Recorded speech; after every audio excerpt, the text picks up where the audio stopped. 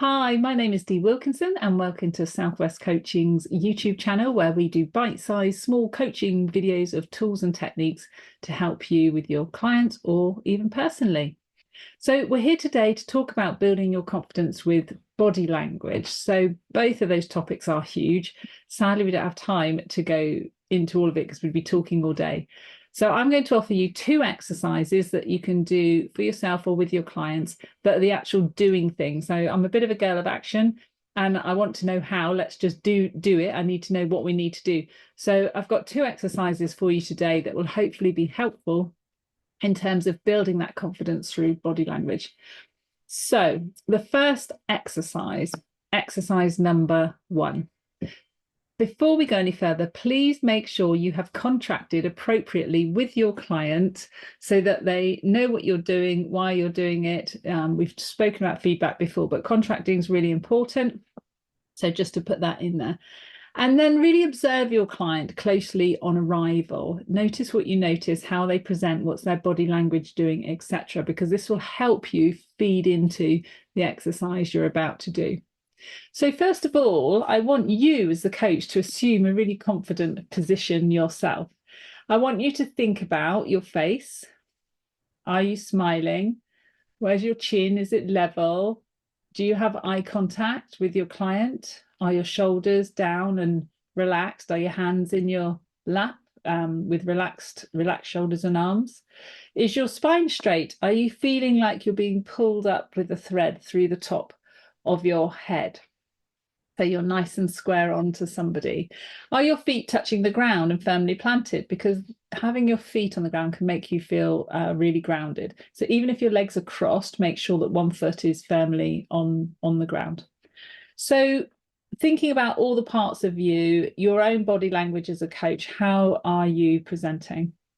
And then ask them, what level of confidence do they assume that you have on a scale of 1 to 10, with 10 being the highest?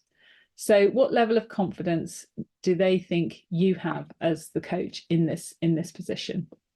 And also notice your own feelings as well from holding this space.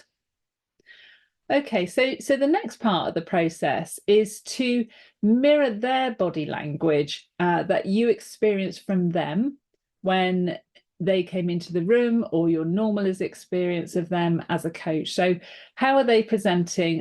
Is their head down? Are they not giving eye contact? Are their shoulders rounded?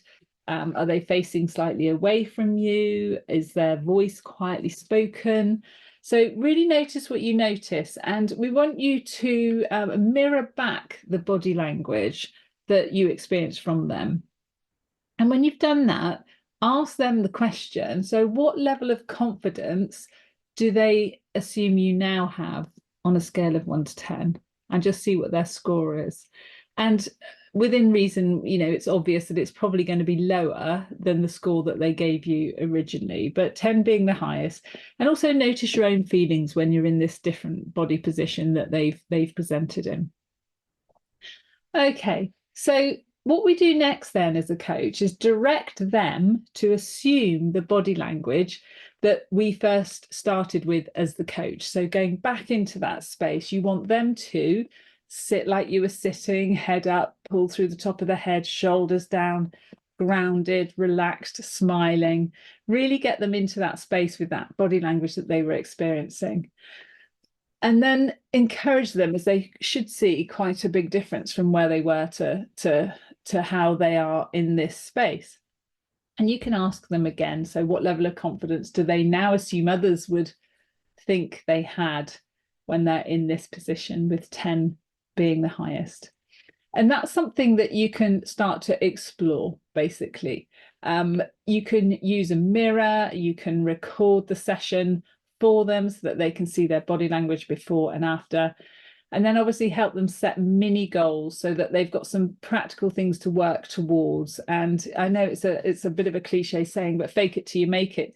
The more we present as having confidence, even if we don't, the more we're perceived to be confident by others, which is then reflected back to us.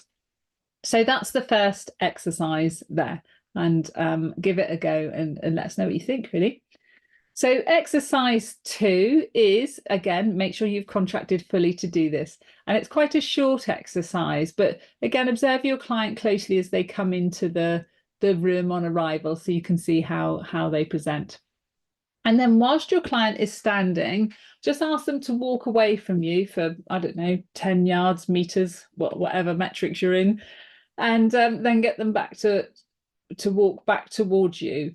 And notice what you notice and ask them, on that scale, 1 to 10, how confident they felt.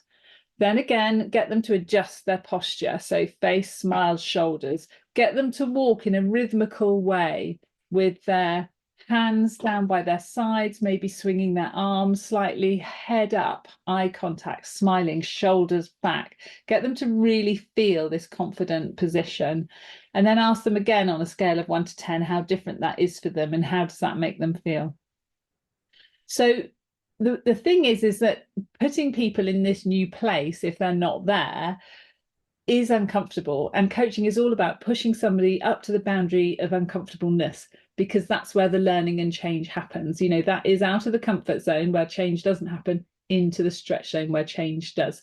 So helping them set goals around this space of being uncomfortable, assuming this new position, getting them to practice it day in and day out until it becomes an embedded part of their way of being.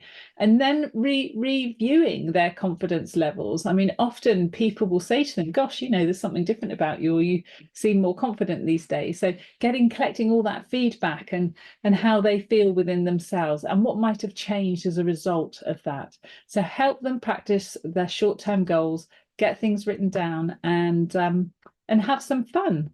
So thank you for watching. Very quick 2 exercises. Remember, you can join our free membership coaching community group, absolutely free of charge, at southwestcoaching@podia.com.